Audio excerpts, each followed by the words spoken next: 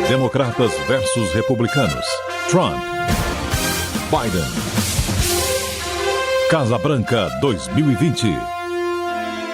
Bom, e agora chegou a hora do debate. Duas visões distintas sobre os mesmos assuntos que sacudiram e aqueceram o noticiário da eleição americana nessa reta final, faltando apenas 35 dias para descobrirmos quem será o próximo morador da Casa Branca pelos próximos 4 anos. E para isso, eu tenho o prazer de receber ele, representando os republicanos e o ponto de vista pró-Trump, o empresário, economista e jornalista Paulo Figueiredo Filho, que tem pós em Relações Internacionais pela London School of Economics e em U.S. Government e Negociação por Harvard, e é um economista pelo MIT.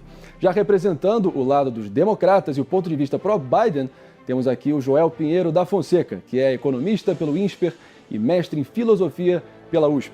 É colunista do jornal Folha de São Paulo e da revista Exame. Não só isso, como integrante aqui do Morning Show na Jovem Pan. Bom, senhores, antes vista como barbada, a reeleição de Trump foi posta em xeque quando subitamente veio aquela inesperada trinca catastrófica, A praga do coronavírus, uma recessão induzida pela quarentena e uma revolução cultural de esquerda chamejando nas ruas de grandes metrópoles, comandada pela ala radical do Black Lives Matter e pelos arruaceiros dos antifas, espetando assim o medo na sociedade americana. Nós já estamos desde março, enfrentando a pandemia. Então, queria saber como é que vocês avaliam a gestão de Donald Trump à frente da maior crise sanitária da nossa geração e os impactos econômicos e, consequentemente, eleitorais que a forma com que ele lidou com a crise da Covid-19 possa ter resultado. Bom, e agora, dando pontapé inicial no primeiro bloco do debate, vamos começar pelo Joel. Bom, André, é muito difícil, olhando para os números dos Estados Unidos aqui na epidemia do coronavírus, é muito difícil escapar da conclusão evidente, uma conclusão que grande parte da população americana está fazendo. A gestão do Trump foi desastrosa, foi uma calamidade pública, uma pandemia que já seria séria por si mesma, assim, teve dezenas de milhares, talvez centenas de milhares de mortes a mais do que o necessário. Os Estados Unidos passou já de 200 mil mortes, e pior, veio à tona aquela gravação do Trump com o jornalista Bob Woodward, em que ele reconhecia que o coronavírus é sério, era um problema grave, é letal, e mesmo assim fingiu que não tinha gravidade nenhuma. E seria uma coisa, se ele tivesse em público, para evitar o pânico, não falado muito, mas tomado as medidas, mas não foi isso que ele fez. Ele, além de em público menosprezar o risco que o vírus apresentava, inclusive fazendo comícios, inclusive levando as pessoas a se aglomerarem, ele não só não tomou providências, como ele sabotou as providências de diversos estados que aí sim tentaram tomar as medidas reais para conter o avanço do vírus ou pelo menos desacelerá-lo, de modo que os sistemas de saúde não colapsassem. Então, os Estados Unidos são agora o 10º país do mundo em número de mortes por milhão de habitantes, ou seja, vão muito mal.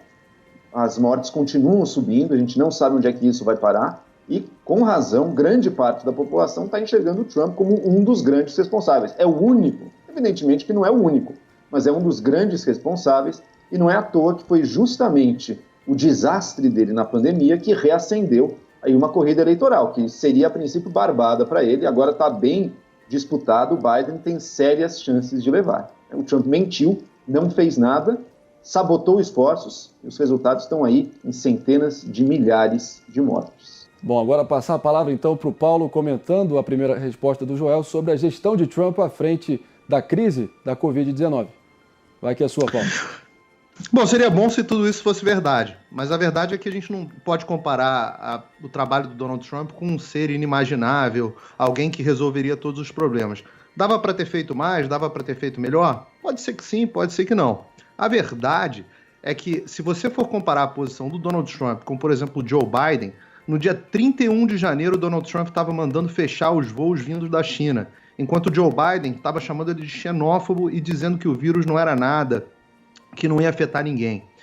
Em março, quando o Trump fechou os voos da Europa, a Nancy Pelosi, líder do Partido Democrata na Câmara, estava dizendo que as pessoas deveriam confraternizar em Nova York no Ano Novo Chinês em Chinatown. Então, esse papinho de que os democratas teriam feito melhor é tudo balela. No final das contas, eles demoraram muito para embarcar na história do coronavírus, só embarcaram quando perceberam que podiam usar o vírus para implementar esse lockdown ditatorial que eles implementaram nos estados dele, para arruinar a economia americana, e isso sim, talvez, quem sabe, com uma economia arruinada, porque a economia americana nunca tinha ido tão bem na história, o menor desemprego da história, quem sabe com uma economia arruinada eles poderiam tomar a eleição do Donald Trump. Então, no final das contas, os democratas só querem isso, tomar o poder no matter what, a qualquer custo. Na prática, o que o Donald Trump fez? Coletiva de imprensa todo dia para prestar contas à população. Todo mundo dizia que o país ia entrar num colapso no sistema de saúde, não faltou leito para ninguém. Os Estados Unidos tinham 68 mil respiradores quando começou a pandemia e disseram que o país ia ficar sem respirador. Os Estados Unidos não só não ficaram sem respiradores, como de 68 mil de estoque no total, agora fabricam 50 mil por semana, graças ao National Production Act que o Trump invocou.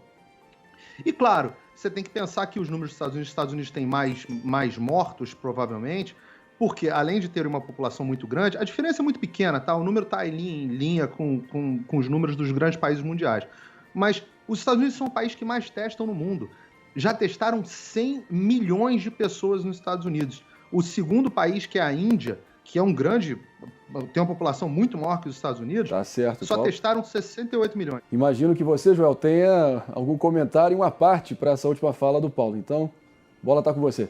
Pois é, Paulo, na verdade, o Biden vinha alertando para que os Estados Unidos estava despreparado para uma pandemia desde outubro do ano passado. E em janeiro de 2020, quando o coronavírus já era um problema, já estava sabendo o que estava acontecendo na China, ele já estava falando, inclusive escrevendo em jornais, sobre a importância dos Estados Unidos se preparar e tomar as medidas. Ele discordou, aí sim, da única medida que o Trump tomou naquele primeiro momento, que eram os voos. Porque ele acreditava, e com razão até, que o mais importante era realmente começar testando a população e preparando medidas de isolamento social. Deu no que deu. Os Estados Unidos estão aí como o 10º pior país do mundo, passaram a Suécia, não tão piores que a gente, né? Isso é verdade. Então a gente olha para lá e até pensa, pô, talvez a quantidade de mortes dele não é mais alta que a nossa, em milhões de habitantes. Mas mesmo assim foi um grande desastre. E não foi por falta de aviso e nem por falta de conhecimento do Trump. Ele apostou na cloroquina depois. E quando viu que talvez não desse muito, desovou pra gente. Essa foi a atitude do Trump. Cloroquina e não fazer nada e abram tudo já. A gente viu as cenas em Nova York, como é que aconteceu. Joel. Eu imagino que o Paulo também tenha uma réplica para essa última fala do Joel sobre a gestão de Trump à frente do coronavírus. Então, vai que é sua, Paulo. Olha, faltou ele combinar então, já que ele já sabia antes de todo mundo, em outubro, antes mesmo do vírus existir, ele já sabia que o mundo teria a maior pandemia da história. Agora o Biden tem bola de cristal, né? Tá babando na gravata, mas já tinha bola de cristal em outubro. Faltou ele combinar com o pessoal do partido dele, que estava mandando as pessoas se aglomerarem, visitarem Chinatown em março, no Ano Novo Chinês. Então, na verdade, no final das contas, o que interessa é o seguinte: os Estados Unidos fizeram os testes, fizeram respiradores, não faltou leito de hospital, e o Trump realmente ele foi contra esse lockdown irracional, que hoje, com a letalidade que a gente sabe que o vírus tem, esse lockdown foi um grande absurdo que destruiu a economia mundial. O Trump se colocou do lado certo. Tá certo, Paulo. E outro ingrediente que recentemente incendiou a corrida pela Casa Branca foi a morte da ministra decana da Suprema Corte americana, Ruth Bader Ginsburg, a famosa RBG, né, ícone do progressismo judicial. Como vocês bem sabem, uma das maiores responsabilidades atribuídas a um presidente da República lá e cá no Brasil é selecionar e nomear ministros para a Corte mais alta de justiça dos seus países, né? E o Trump confirmou no sábado passado a juíza Amy Coney Barrett, oriunda do 7º Circuito da Corte de Apelações. Ela é ex-pupila do Antonin Scalia, né, um titã da justiça conservadora originalista dos Estados Unidos, e agora promete um processo de sabatina no Senado que vai sair faísca. É uma questão quase que existencial e promete fortes emoções para ambos os partidos nessa reta final de eleição. Então, qual é que é a sua expectativa, Paulo? Bom, o presidente está cumprindo o seu papel constitucional, como diz o artigo 2, seção 2 da Constituição norte-americana. Ele nomeou a juíza para a Suprema Corte, nomeou uma mulher de muita experiência, reputação ilibada, com bastante experiência na área jurídica, então não nomeou uma pessoa qualquer.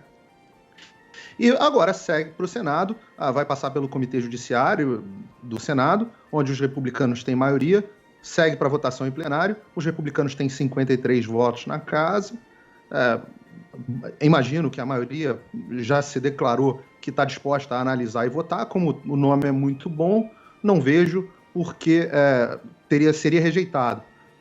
Os democratas, obviamente, estão esperneando, ameaçando abrir um novo impeachment com Trump. Imagina, abrir um impeachment por alguém que está cumprindo seu papel constitucional.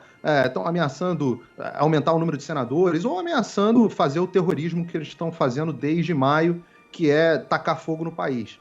Então, vamos ver o que eles vão trazer a partir de agora. Então, vamos agora dar uma chance para o Joel comentar a sua visão desse último desdobramento que simplesmente incinerou essa reta final rumo ao dia 3 de novembro, onde descobriremos o próximo morador da Casa Branca. Então, tá contigo, Joel. Pois é, André. Eu lembro que em 2016, quando morreu o Scalia da Suprema Corte Americana, era em fevereiro.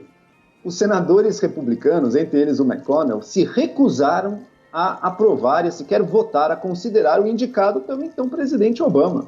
Por que não? Porque é o ano eleitoral, não se coloca juiz da Suprema Corte em ano eleitoral, vamos esperar a eleição. Agora os mesmos senadores mudaram 180 graus do seu posicionamento, provavelmente vão querer aprovar aí a Amy Coney Barrett. E sim, ela tem uma boa formação, é uma juíza séria. A indicação dela traz duas preocupações para os Estados Unidos. Ela é bastante, radicalmente conservadora.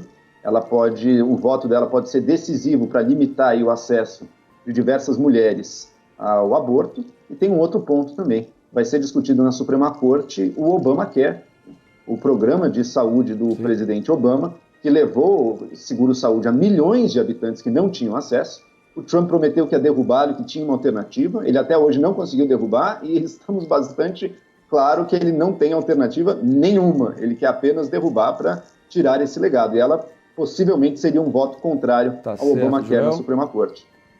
Bom, e dando tons finais aqui na estreia do Casa Branca 2020, eu queria que vocês dois fizessem suas considerações finais, projetando o que os dois possíveis desfechos, seja vitória Biden ou vitória Trump, representaria para nós aqui no Brasil e para todo o mundo, o nosso planeta. Então, antes do Paulo acabar concluindo o nosso programa, eu vou pedir para o Joel comentar primeiro. Então, a bola é sua, Joel. Vamos lá. Se o Trump vencer, a gente vai ver uma continuidade da política exterior do governo Bolsonaro até agora, que é se tornar um capacho, um cachorrinho do presidente americano, entregando tudo o que ele pede, recebendo uma outra migalhinha em troca e nos deixando bastante isolados no mundo.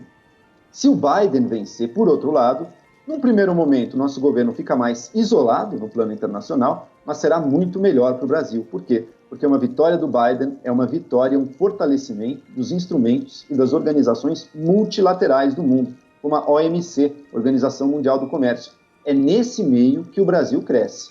É um meio da diplomacia, das relações pacíficas e dos acordos. O Trump foi uma guinada que destruiu a possibilidade de novos acordos, enfraqueceu órgãos multilaterais, deixou o mundo mais baseado na lei do mais forte e não um mundo baseado em regras, que é o mundo que realmente beneficia os interesses do Brasil. Então, para a gente, embora num primeiro momento o Biden chegar ali e bater algum atrito com o governo Bolsonaro, mas num segundo momento, conforme a gente se reposicione, não tem a menor dúvida de que um mundo guiado por regras e não pela mera lei do mais forte, do valentão, Estados Unidos versus China, será um mundo muito mais propício para os interesses nacionais brasileiros. Tá certo, Joel. E concluindo o debate de estreia aqui no Casa Branca 2020, a palavra é sua, Paulo. Olha, eu não sei exatamente o que o Joel se refere, esse passado glorioso da diplomacia brasileira. O Brasil era um anão diplomático que, se agora ele é capacho dos Estados Unidos, o que não é uma relação de amizade entre dois países que são alinhados ideologicamente, naturalmente, ele era capacho das ditaduras comunistas no mundo, né? Cuba, Venezuela e China, grande China, que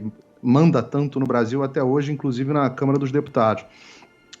Eu imagino que a vitória do Biden realmente jogue novamente o Brasil nessa posição de desalinhamento com os Estados Unidos, muito mais pelo lado dos Estados Unidos do que pelo lado do Brasil.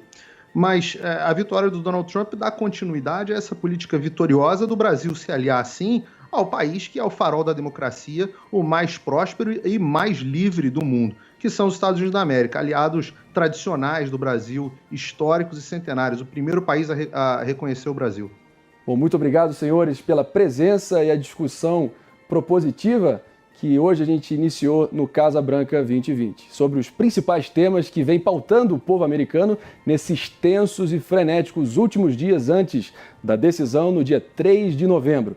E na próxima terça-feira, às 22 horas de Brasília, Trump e Biden estarão frente a frente pela primeira vez e se enfrentarão no primeiro debate, diretamente da cidade de Cleveland, no estado de Ohio. Bom, o pontapé inicial foi dado, inaugurando o Casa Branca 2020, o mais novo programa da Jovem Pan e a melhor e mais completa cobertura dessa reta final de eleição americana, para finalmente descobrirmos quem será o morador da icônica residência do presidente americano a partir de janeiro do ano que vem, pelos próximos 4 anos. E contamos com todos vocês para os próximos episódios, sempre aqui na programação da Jovem Pan e na nossa plataforma de streaming da Panflix, já disponível para você baixar grátis e acompanhar conteúdos exclusivos do nosso programa. Então, conto com vocês, estamos juntos e até a próxima. Democratas versus republicanos. Trump. Biden. Casa Branca 2020.